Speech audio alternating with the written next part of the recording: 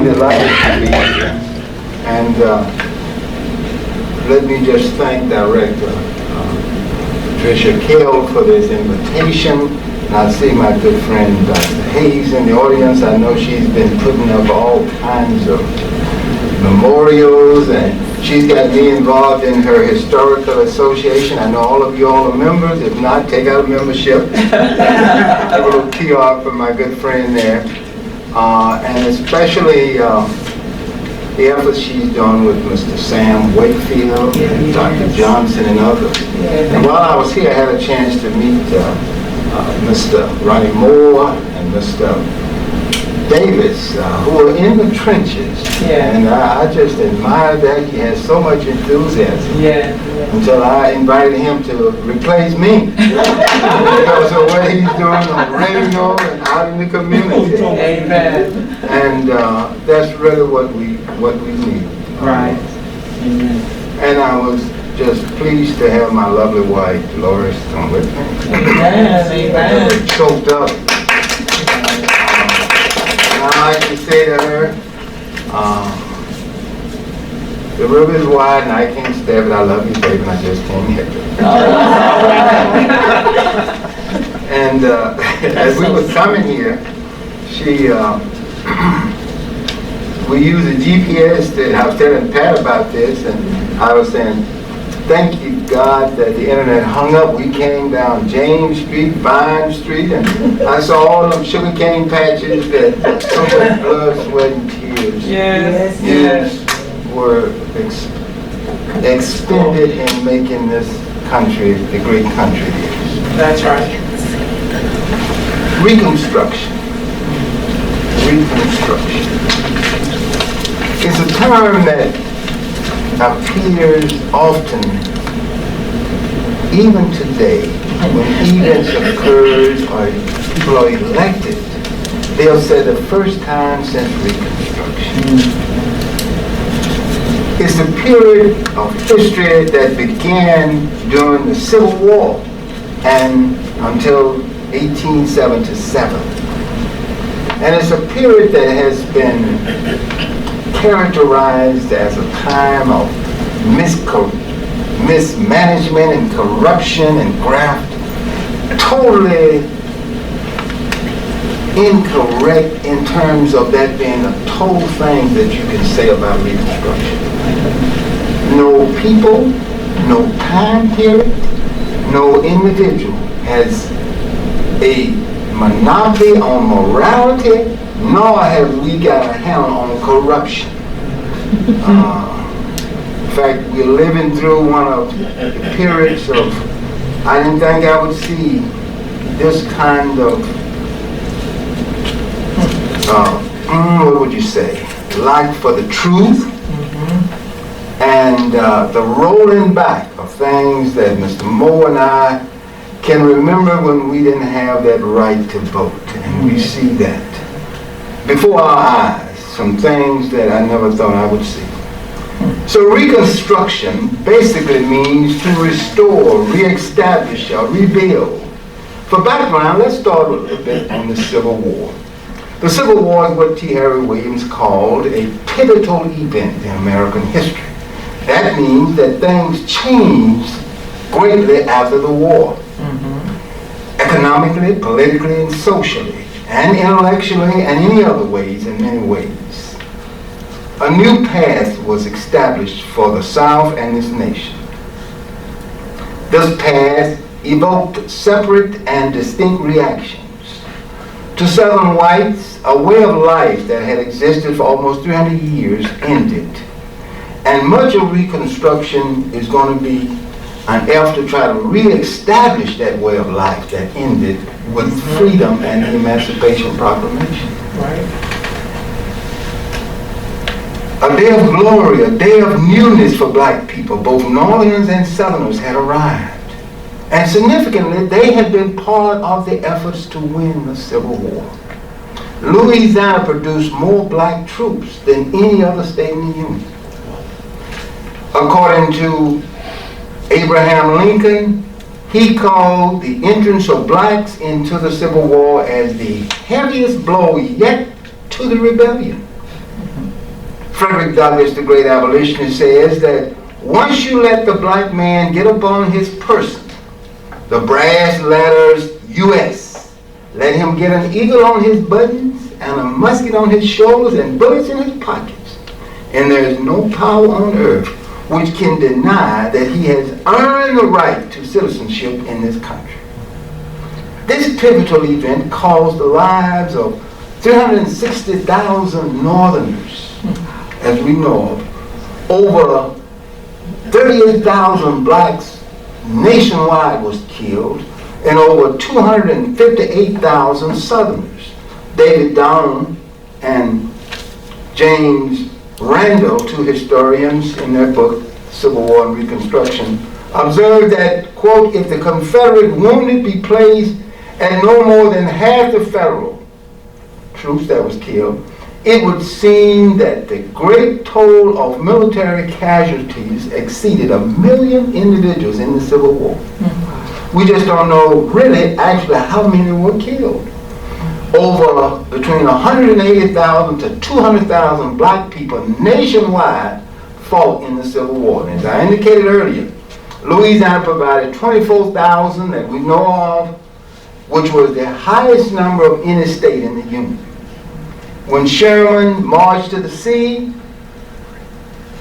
when Phil Sheridan was instructed by Ulysses S. Grant to lay waste to the Shenandoah Valley, and when Grant hammered away at Lee at Richmond, it was so devastating until a crow, if he flew in those areas, if a crow flew in those areas, he would have to carry his own provisions.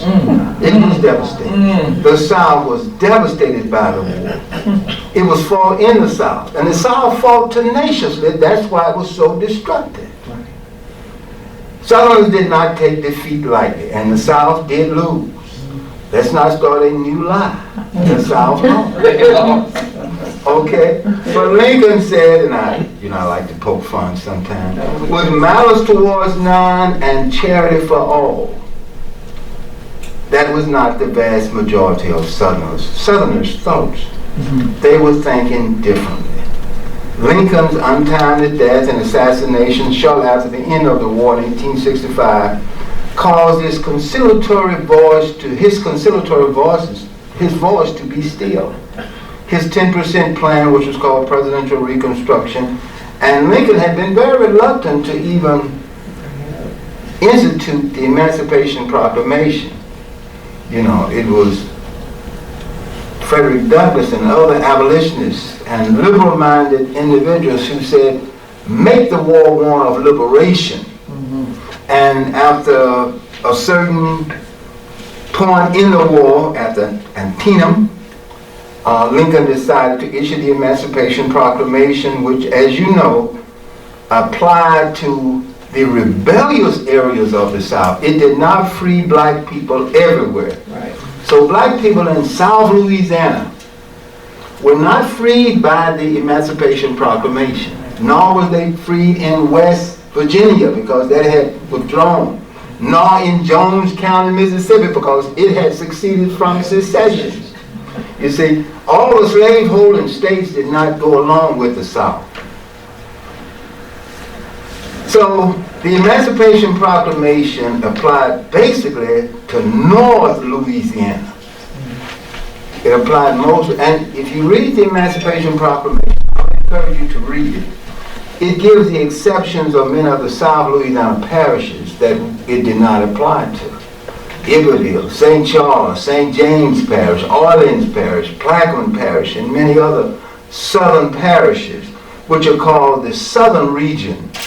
And the best book on the Southern Region during Reconstruction is John Rodriguez's book on Reconstruction in the cane fields. Lincoln's willingness to grant franchise or the right to vote to blacks was very cautious. He said because parts of Louisiana was captured by the Union Army, there was an effort to bring that into the Union because Lincoln wanted to end the Civil War certainly before the election of 1864. And he certainly saw that we could never separate. You know, the succession couldn't work. if we want to be a United States of America. So Lincoln, once he had a chance to reestablish a remnants of Reconstruction, readmission of a state, he started in South Louisiana, because New Orleans was captured and most of South Louisiana within less than a year after the war started. The Union forces came up the mouth of the Mississippi River, knocked out Fort Jackson and Fort Phillips, and came up and occupied New Orleans, came up to Baton Rouge. And when those Union troops arrived, it was like the ports was on fire, because what Southerners would do what? Try to destroy anything that could be used against them. They burned the cotton, pulled the molasses out, did everything. So the Union would not use these assets against them. So Louisiana would be the starting point of Reconstruction. But once these efforts were started, there was no willingness on the part of the leaders in Louisiana to accept the results of the war, and certainly not to accept blacks as citizens. This is going to be the song, the attitude from the end of the war up until the congressional elections 2 and 3 years after the war ended. In other words, once the war ended in April of 1865, for the next almost 3 years, Southerners would be back in control in the South. And once they returned to control, they instituted what? Black codes. Opelousas 6 o'clock rules. Those who went to the Alabama legislature went in their Confederate uniform. When they was trying to get reelected, they would put that they was late of the Confederate Army. And everyone in that would utilize that won elections. They instituted vagrancy laws.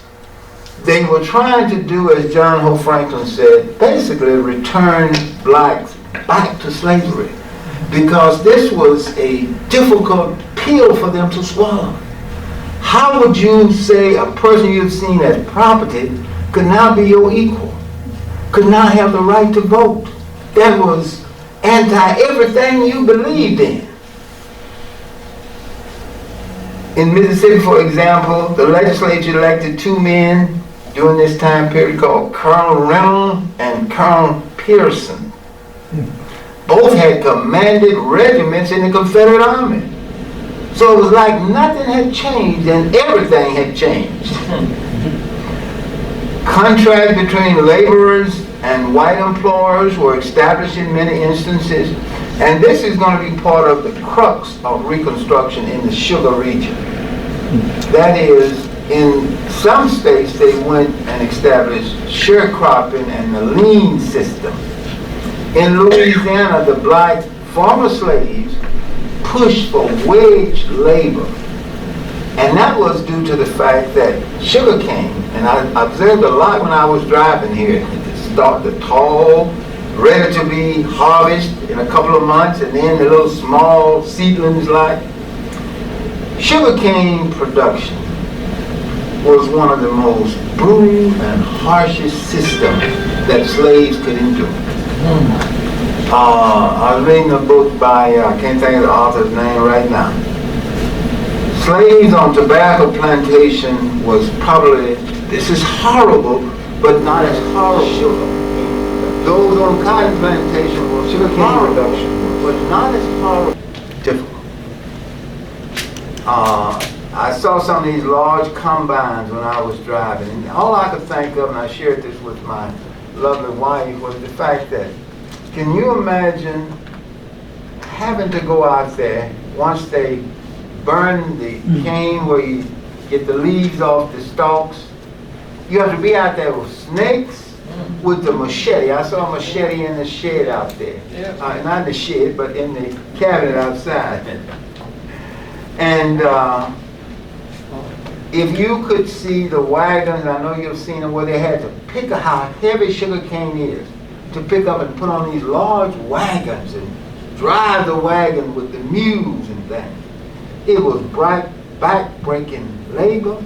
And during the season when they had to try to get it through the machines to get the juice out of that, to boil them in those vast pots, this was a time when you could lose your life easily. If you got caught up in the machine or you slipped and fell into these vats that was boiling the juice to make molasses, these hog heads as they called them, to make sugar that would be shipped around the world. So it was a very back-breaking task.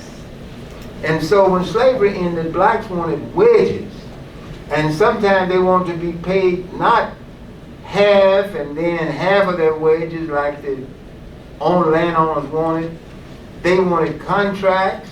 They wanted solid payments.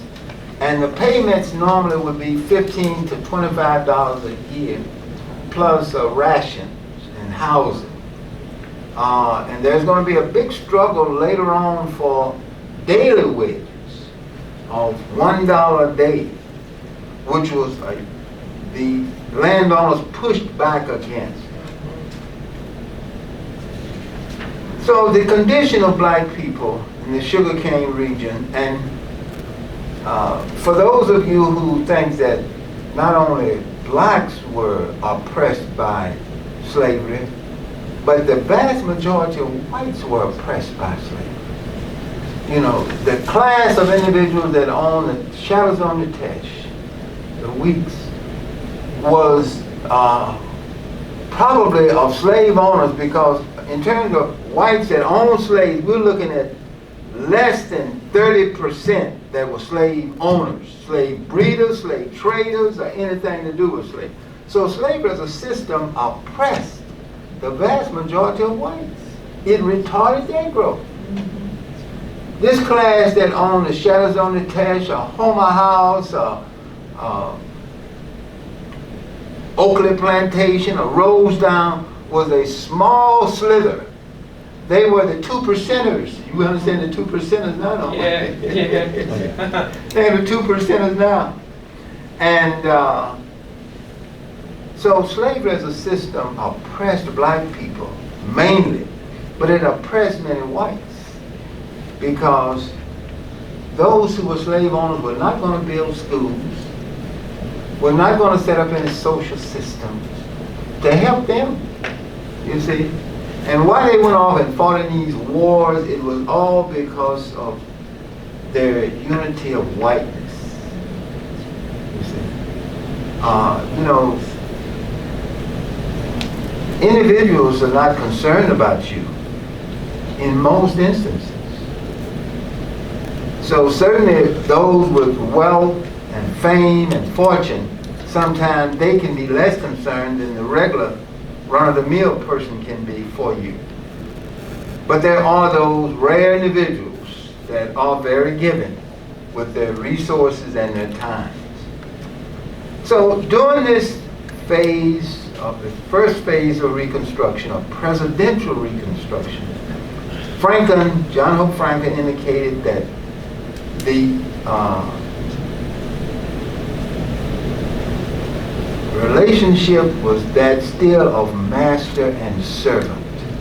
Although free, you didn't have the freedom of, you had the freedom of movement, you could try to help reclaim your families, but you still didn't have land and resources, the two things that is very important to live as a free person.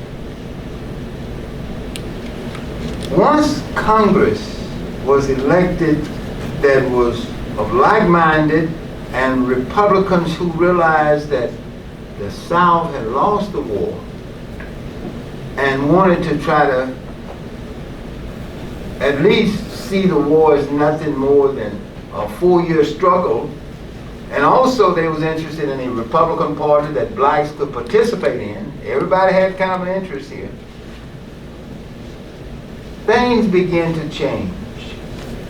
In 1867, once the Thaddeus Stevens of Pennsylvania and his like-minded individuals, and Senator Charles Summers of Massachusetts had individuals in Congress who was of the same mind. We had what you call Congressional Reconstruction. And they instituted the Reconstruction Acts of 1867. They instituted the Freedmen's Bureau, and they got the extensions of the Freedmen's Bureau. They instituted civil rights laws and things. And they instituted southern states being divided into districts with military commanders over the district, and the states having to step out of the Union and come back in under their plans of Reconstruction. And during Congressional Reconstruction, this is when black people were given the right to vote. And in South Louisiana, you had some of the most illustrious and progressive black people that served in the Louisiana legislature. In this area of the sugarcane area and South Louisiana all the way to New Orleans, if you look at it, South Louisiana.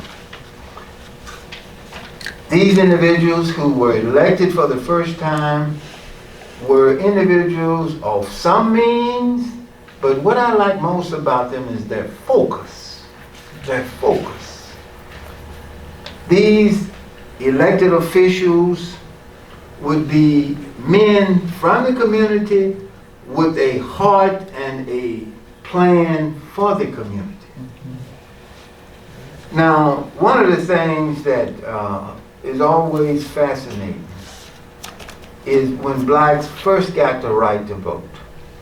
And as I research and think about that and remember what I experienced growing up in the Deep South, and when black people had the first time had the right to vote because of the Voting Rights and the Civil Rights Acts of 64 and 65, black people in 1867 was just on fire to vote. I mean, they would rise early in the morning and go to the voting poll.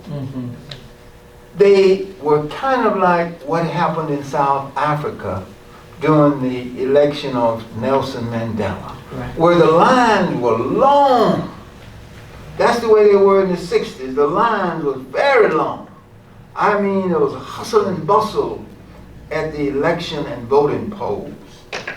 And the blacks that were elected were men of commitment.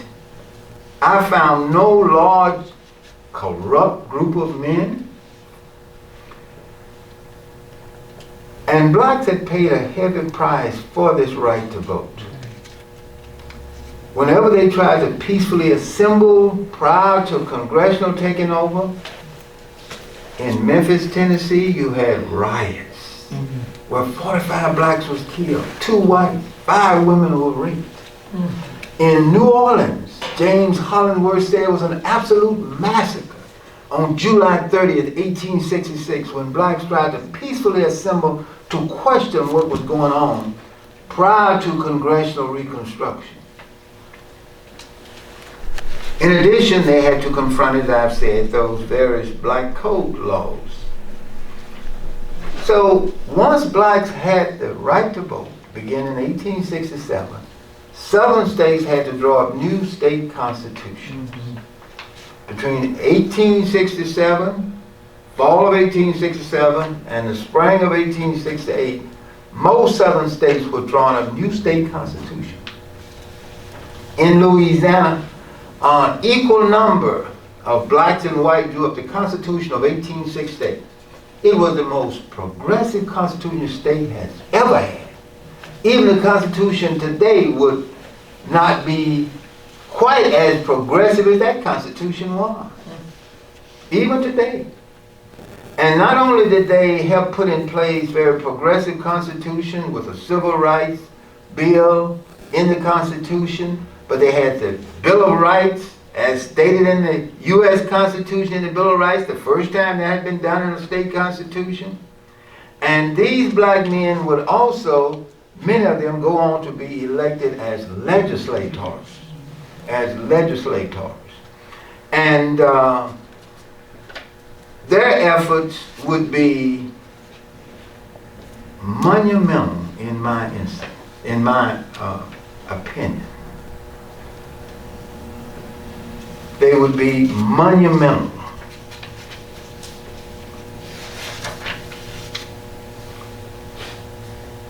Among the new leaders, South Louisiana produced many, as I said, most of the illustrious and progressive during Reconstruction. This sugar cane region.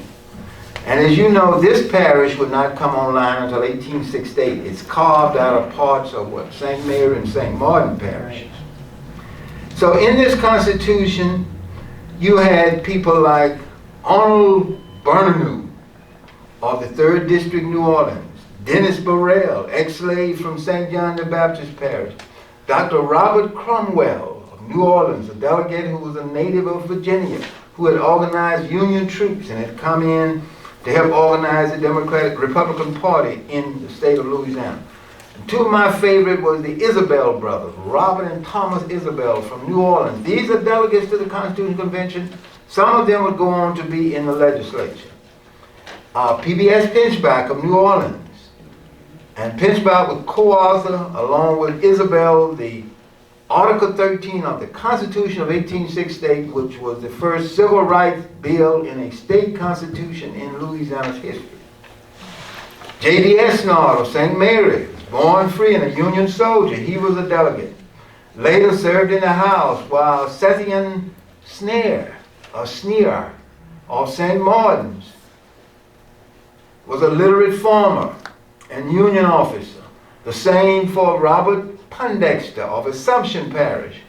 Pondexter would be a delegate and later state senator from the 9th Senatorial District, as well as in the House of Representatives. As a legislator, he offered bills related to moral values and the family.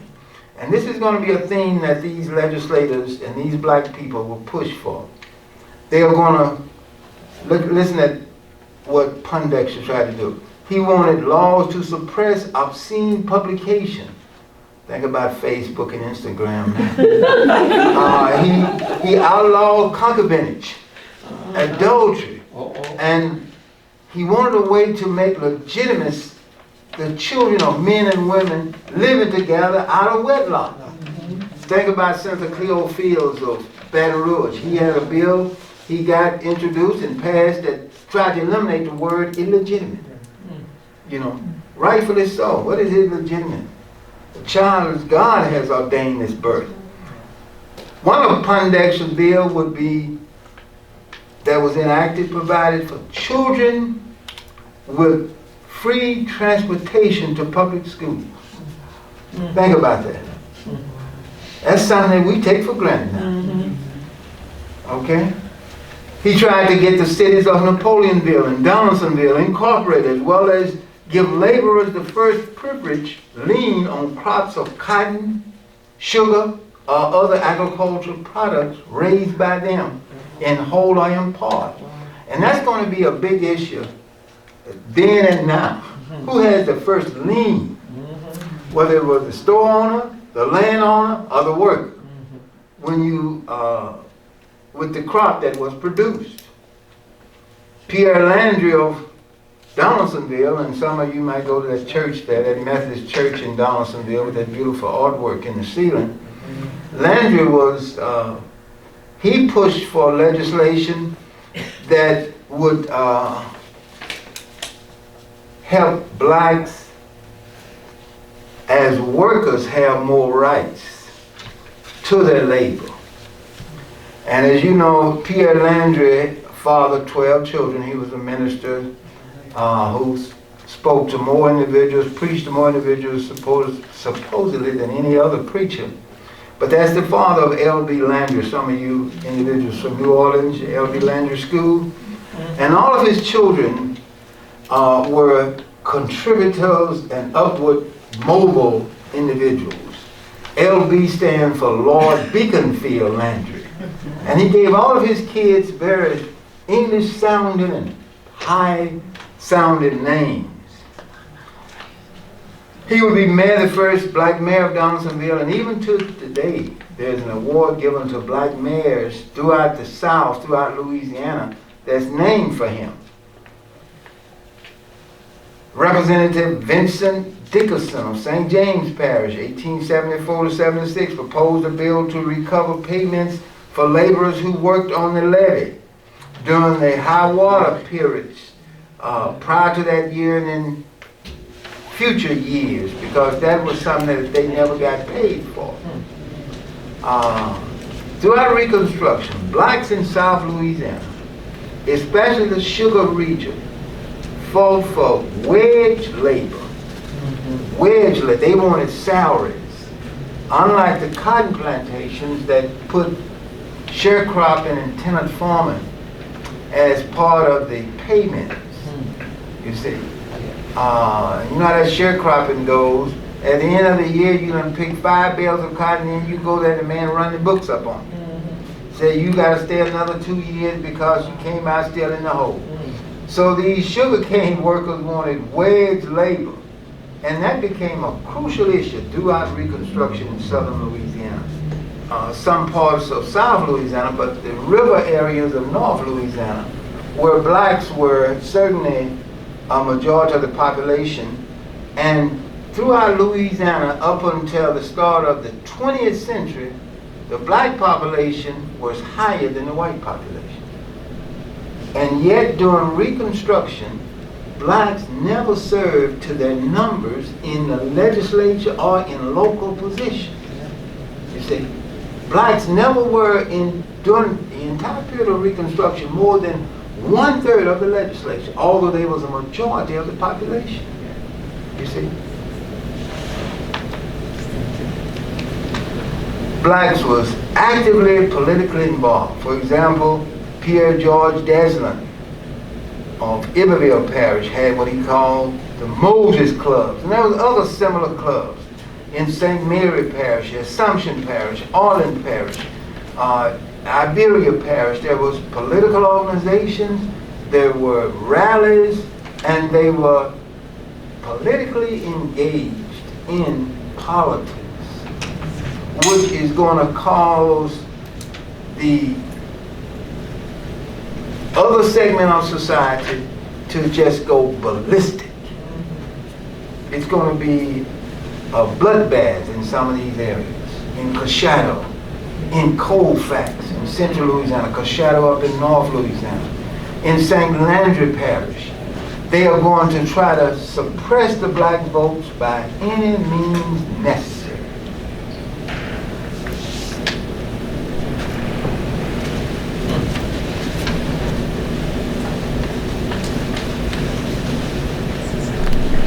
Freedmen yearned for land. They wanted to become landowners. And according to John Rodriguez, it was not as successful in the sugar region. It was miniature land ownership.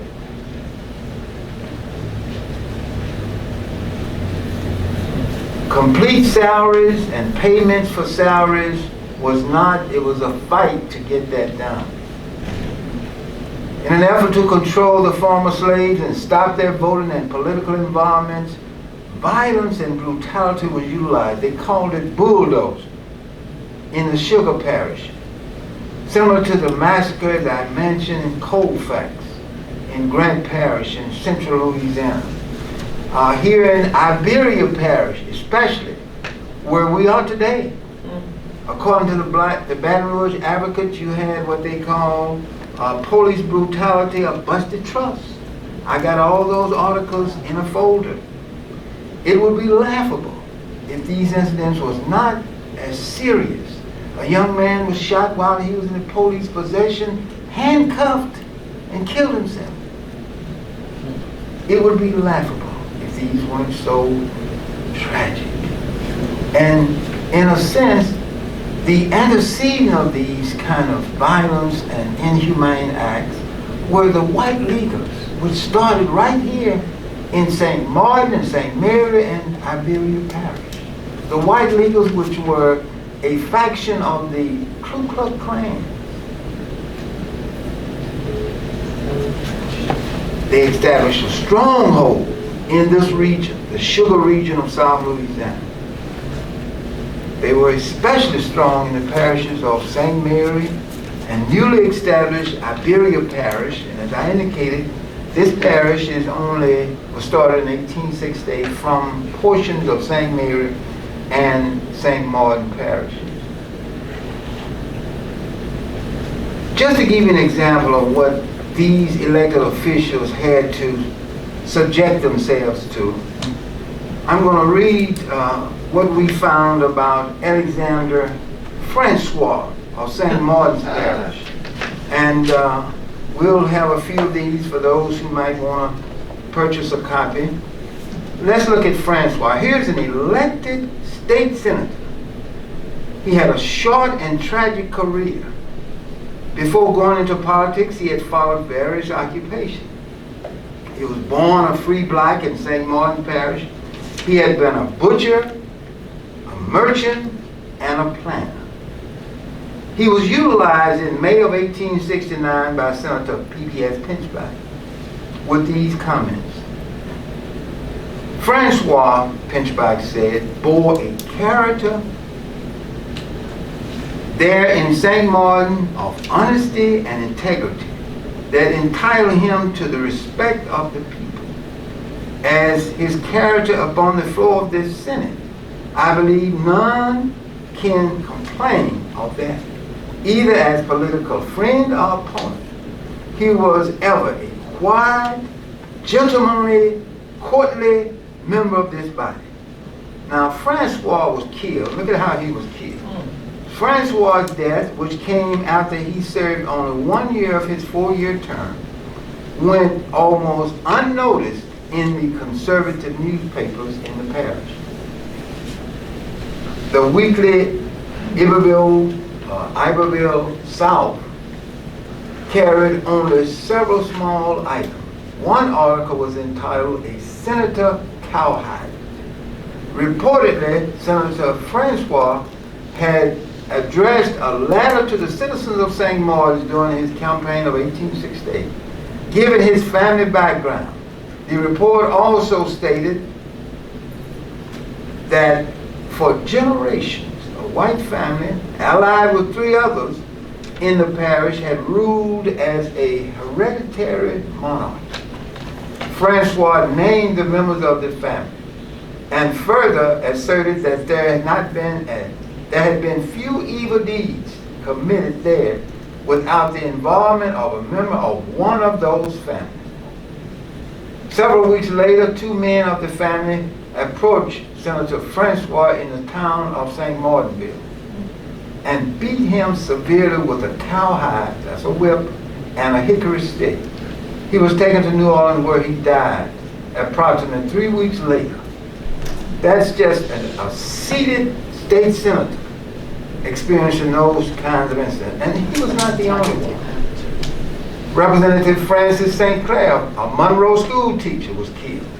Joseph Leo Fisher of East Baton Rouge Parish was killed on election night. C.C. Antoine, who was one of the 3 blacks who served as Lieutenant Governor's son, was killed. Claiborne Parish Constitution Convention delegate William Meadows was killed in his backyard while he was chopping wood. Representative John Gear of East Felician Parish was taken out of sheriff deputies by a mob while he was being transported to East Baton Rouge Parish for trumped-up charges. On trumped-up charges. No one was punished for any of these murders. And these are just a tip of the iceberg of elected officials enduring this. What did these men, as elected officials, try to do? What did they want to put in place?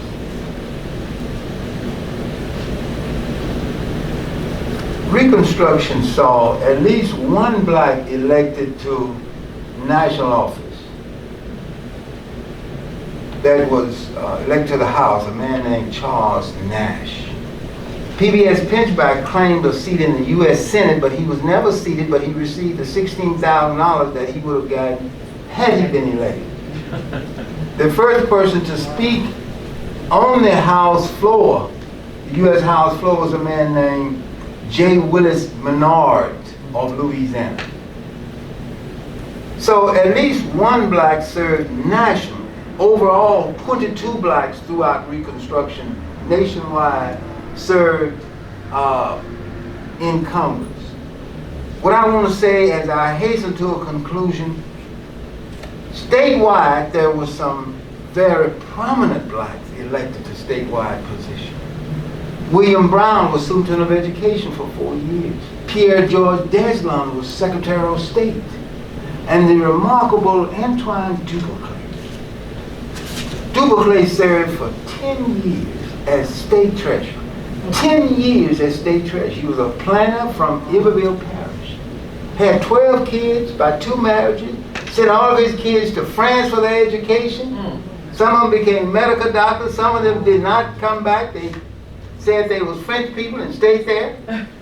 And he died in 1887 in Dorseyville. But as state treasurer, when he left office, they went over the books with a microscope. His Democratic opponent went over the books with a microscope, found not one penny missing. We can't even say that today. No. Okay? Not one penny missing. And the man who replaced him was a white from Kentucky named E.A. Burke. He stole $1,267,905 and left the state, went to South America, bought him some plantations down there, did not come back, and did not send any of the money back. So, in addition to the statewide officials, the legislators were friends of LSU. John Henry Birch of East Baton Rouge Parish was a great friend of LSU. But what did they put in place? They put in place public education. They fought for this tooth and nail. And I love what they said. They was not interested in just black education, but they didn't want to take anything away from the white children as well. This was the first time we had a public education system. They also pushed for civil rights. There was 5 civil rights bills passed during Reconstruction by these men and their allies. They had an exemplary clause. In other words, you could be sued not only for not serving me, but you'd have to pay me punitive damage. You see? Also, they pushed for a program for our less fortunate, our blind kids, our kids who were deaf. You see? The South had never even thought of anything like that. You see? The governors that served during Reconstruction, Henry C. Walmart, who was impeached, and that's how Pinchback, who was the second black lieutenant governor, got to be governor for about 6 weeks. There was 3 black men who served as lieutenant governor of Louisiana. Oscar Dunn,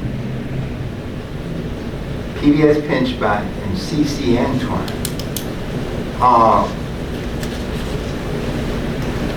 The 2 governors of the states during Reconstruction, Henry Walmart, as I indicated, was impeached, and the other one was William Pitt Kellogg, a native of Vermont, who was more hated than Walmart. And during midways in his term, they had a coup.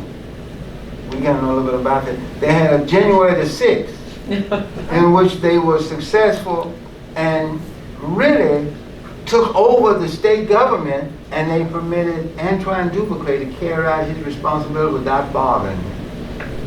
Okay, so President Grant had to send in U.S. troops to suppress Klan activities, not only in Louisiana, but throughout the South. Now, the Republican Party will eventually get sick and tired, and there's going to be a meeting in the Wormley House where there's an agreement because of the disputed election of 1876 in 3 southern states.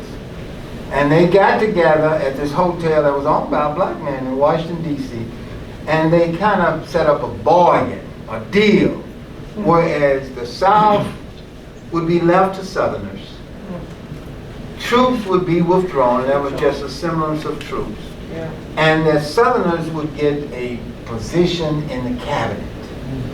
So the political deal of 1876, in that election, through this Congressional Committee, which was based 15 members, 8 Republicans, 7 Democrats. They gave the electoral votes to Rutherford B. Hayes, and so they got a Republican president, and the South was left to Southerners. And this is when you have the era of redemption, when they instituted segregation laws and disfranchisement laws. And by 1900, we had what Rayford Logan called the nadir, the nothingness. That's what nadir means, the nothingness of black existence. They had been segregated, discriminated against, couldn't vote, couldn't buy property, couldn't serve on juries. It was a complete rout, as one historian said. So what can we learn from Reconstruction? Reconstruction teaches us that there can be a brighter day.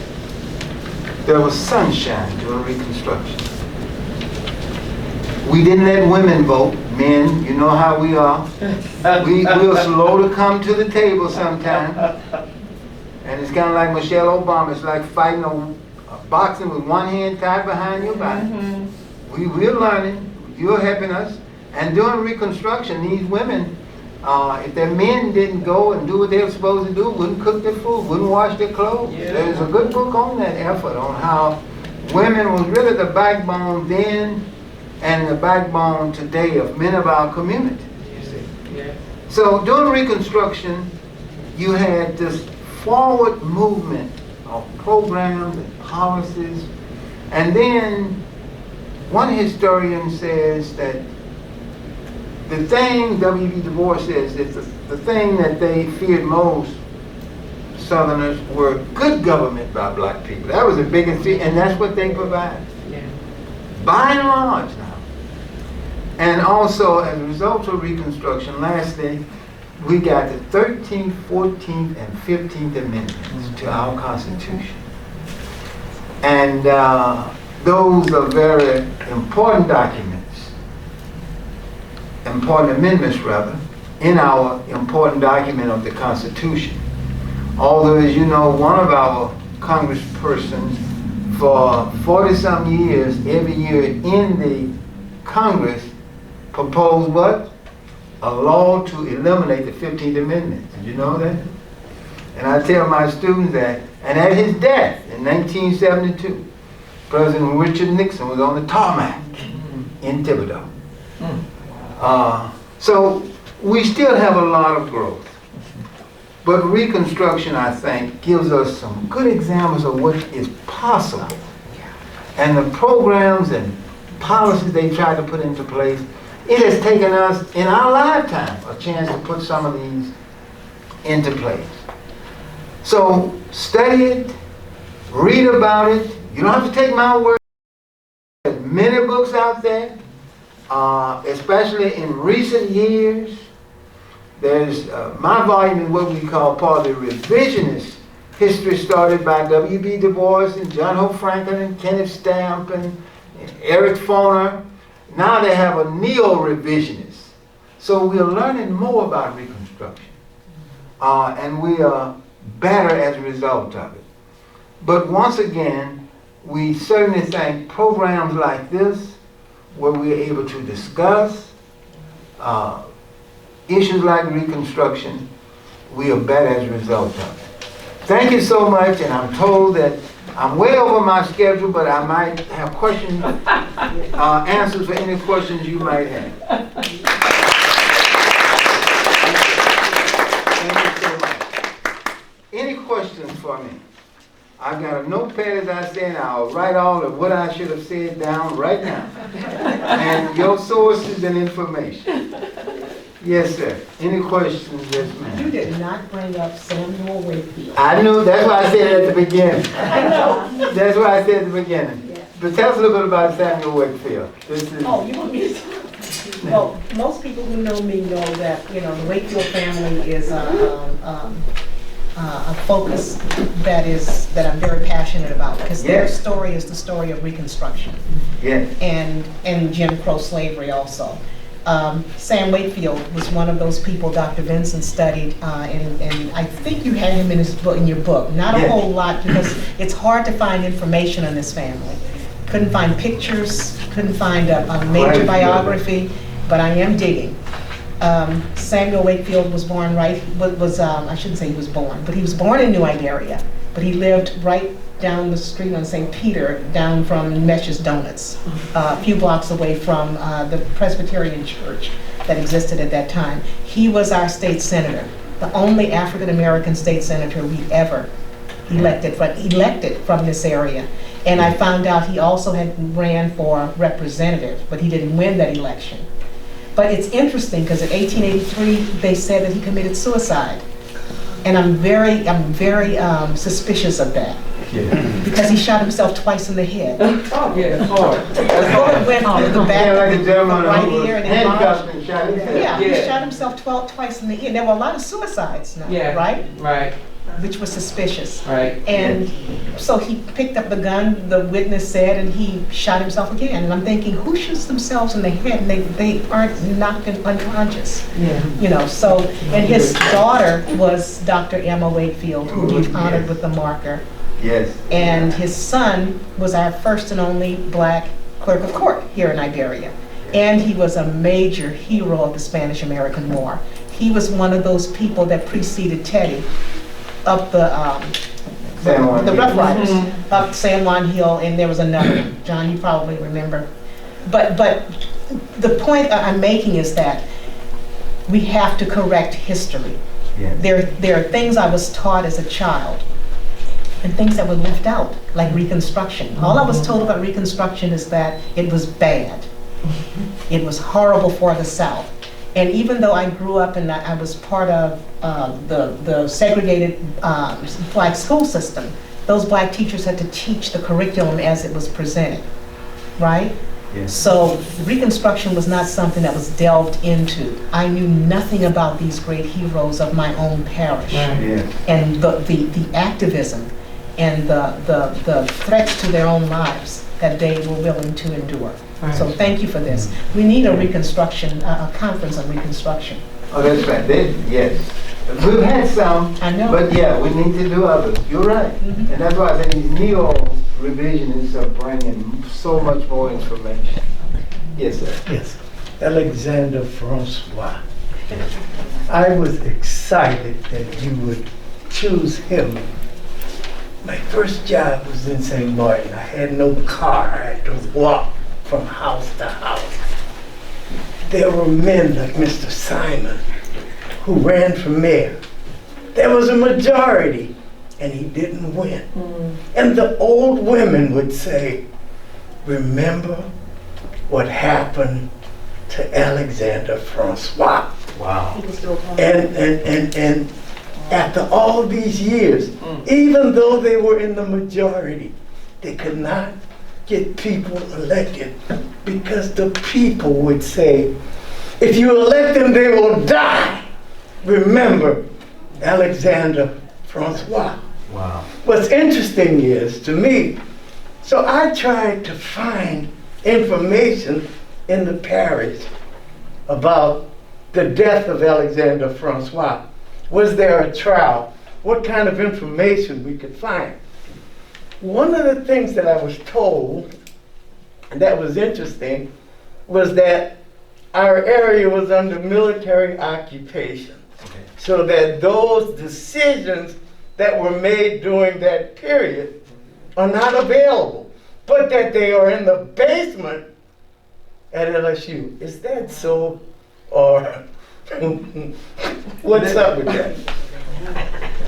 Some of them could be there, and some of them are there, and some of them might be at the National Archives in Washington, D.C. These comments are from the legislative journals and from the newspaper account and from some of those at LSU. So yes, there are some there, but it's scant like many of these documents are when it comes to us. If they served in the military in the Civil War, and you can get to those pension files. Those files, when I was there decades ago, an inch or 2 inch thick. And you look like you've been in a trash pile because you're the first one opening them up and dust is everywhere. And especially if they applied for a pension or their wife applied. The wife would have to verify when they met them, when they got married, what children they had to bring witnesses in. And some of them are just chock full of great information. Because as you all both know, the record and the road ends in some of the parishes and in some of the conveyance records. Yeah. And some of these courthouses have been destroyed. And like a student of mine told me, he said she was from Donaldsonville, and she was working on Landry, I think, or some church down there for one of my classes. And she said, she came to class one day with all these nice books. I said, where do you get these from? She said, yeah, the janitor let me have them. He said he threw out some last week that was older than me. So I said, oh my Lord, you go back and find them if you can. We don't know the value of these records. If you're familiar with Gwendolyn Midlow Hall's book, Africans in Colonial Louisiana, she goes back into these dusty, molded courthouses. And these records are in Old French and Old Spanish. And she had a professor at Tulane, he's now going to Yale, I think, who helped her read those records. Right. But when it came to the enslavement of Africa, this was an organized, well-greased machine now. If you look at Gwendolyn Midlow Hall's little items she did in connection with her book, have you seen those DVDs? Yes. They can talk about the slave's phenotype. They went there looking for a certain slave from a certain ethnic group. And it's kind of like the NFL. You know, the NFL says, if you got to have a quarterback, you got to be 6'4", and you got to be able to stay in the pocket and throw the pass. You know, now Russell Wilson and Patrick Mahomes are different. They can run around and still be great quarterbacks. But there was a certain model that they were looking for among the slaves. And she talks about that. And, you know, she also talks about the fact that one of our governors, his name was in there, Mcpherson from St. Mary's Parish. His grandfather, his great-grandfather was a big slave owner. Yes, she found his records, and he didn't know anything about that, you see. Yeah. But once again, those records are there, but you got to hope that they are not destroyed. And you might have to have someone read Old French to be able to interpret what is on those records. And her book is, every one of my graduate classes have to use her book in some form or fashion if it deals with anything dealing with African Americans in Louisiana. Gwendolyn Midlow Hall. Gwendolyn is over in Gulfport now with her delivering one of her sons who was a physician. And she's an outstanding scholar. Perfect, Dr. Vincent. I just wanted to say that since you brought up the pension records, Pat, it's not a problem for me to talk about what our plans are, right? Okay, so the Iberia African American Historical Society, the shadow staff, the National Trust have invited us to take up residency here on the second floor. Yes. And rather than just being a space for office materials, you know, records, we wanted to open it up as a community space where people can come and access records and learn about the history. So we are partnering with the University of Louisiana, including the Center for Louisiana Studies, the UL Gilbo Public History Center, and the excuse me, I'm fine. The Department of History, I get excited. Yes, Department of History, they are purchasing the pension records of all the African American soldiers and sailors, African American Union soldiers and sailors that we have given them. And we're going to make those files in digital format available to the community so that they can just come and download them instead of doing what some of us have had to do is spend lots of money to buy them. What excited me was the discussion of the labor contracts and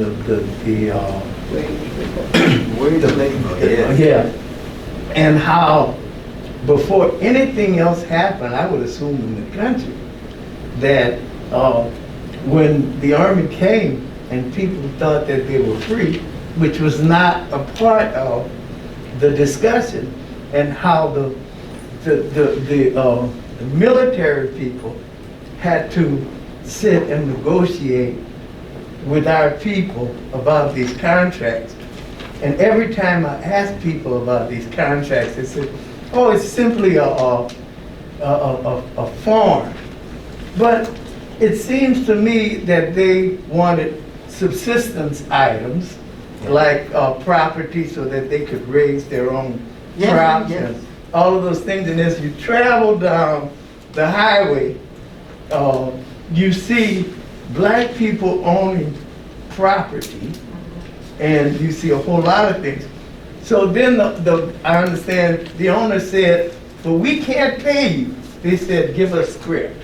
Yes. And we'll take the scripts and we'll divvy up. We'll do everything that needs to happen.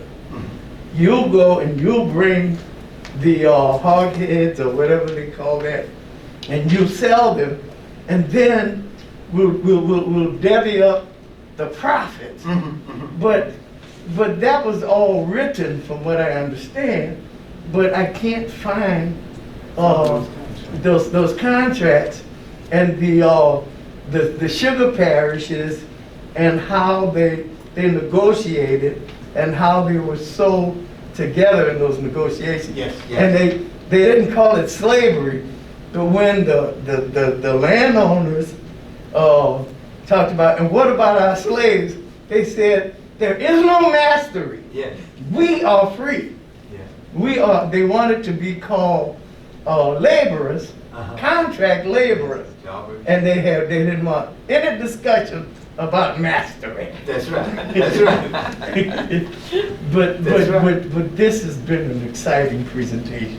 Oh no, I've learned. I tell you, this gentleman, as you all know, Oliver. Yeah. I was reading about him in the ivory towers. He was in the trenches. Yes. Any other comments or questions? Maybe for you to share some of those names and books with us so that we can make sure we have them in our library, or if they're still available for sale, we could have them in the shop. So. Okay. Yes, other than Rodriguez.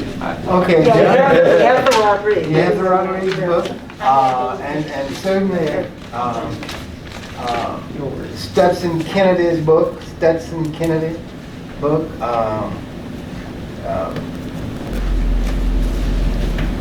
certainly works by John Hope Franklin. Yeah. Okay.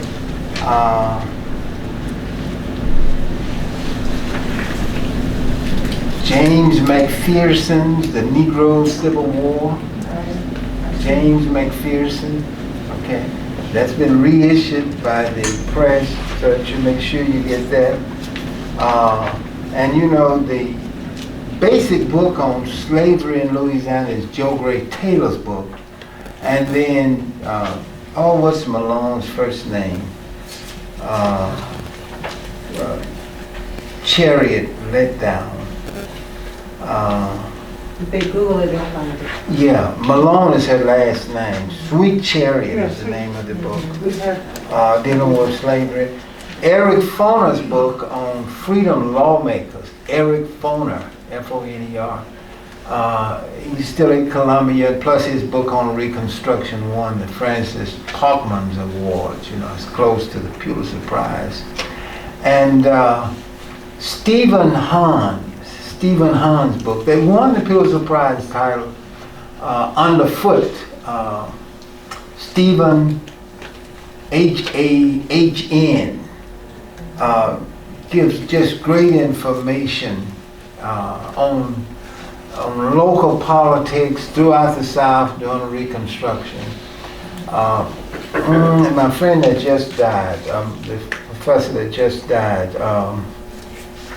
did North of Slavery and did that 2-volume History Been the Storm So Long.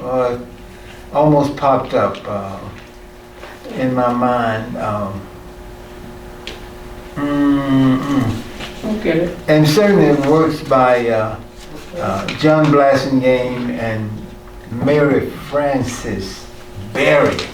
You know, anything by Mary Frances Berry and John Blassingame. You know, John's book on Black New Orleans, and Mary Frances Berry's book on My Face is Black Is True, who was a black woman who really started the reparation effort and her white oppression, black resistance.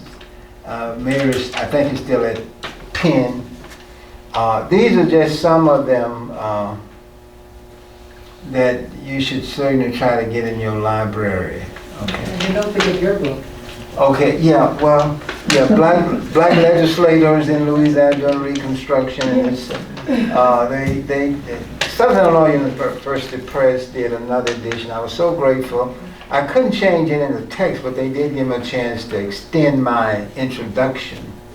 And one of the things that, when I was looking for quotes to kind of begin this new preface, I remembered what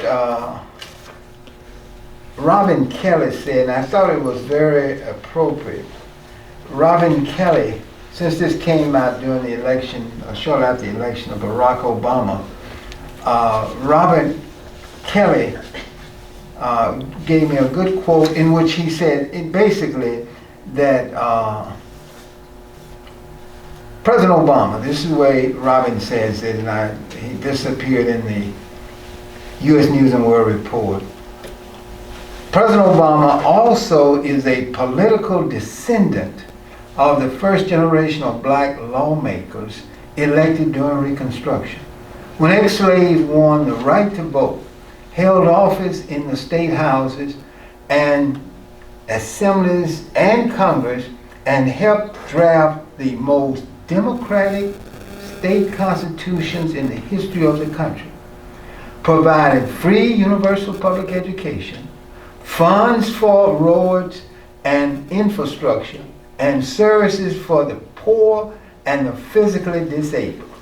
These men, many of whom bore the marks of the slaver's lash, preferred expanding democracy to punishing whites. You see, and so that kind of summarized what I've been trying to say today. You see, and Robin Kelly's young professor, Robin was noted for having his tenured position at New York University at 27. Some unusual thing this youngster had. But President Obama's election, which is something I never thought I'd see in my lifetime. I used to, as I tell my student Ronnie, I used to practice my Obama walk when I would be in the morning. He had that swagger when he walked, you know what I'm saying? His Audacity of Hope is a very fine book, and I would recommend it to you. My wife would recommend Becoming by Michelle to you, as well as his recent book. She said when she was reading Becoming by Michelle, she said, I was hoping it would never end, you know what I'm saying?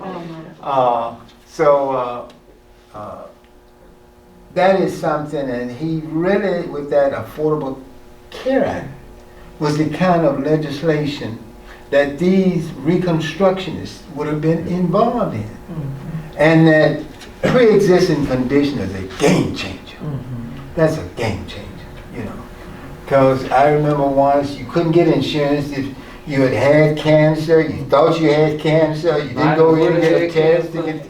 You know, it was really a very wonderful thing. And that concern for people is something that I really appreciate on the parts of any elected official. You know, just not to ingratiate yourself, and stand on the stage and increase your bank account, but to be selfless and give back. And this is what many of these men tried to do on both sides of the, you know, in both communities. Many of them tried to do that, and I'm grateful for that. Okay, any other comments?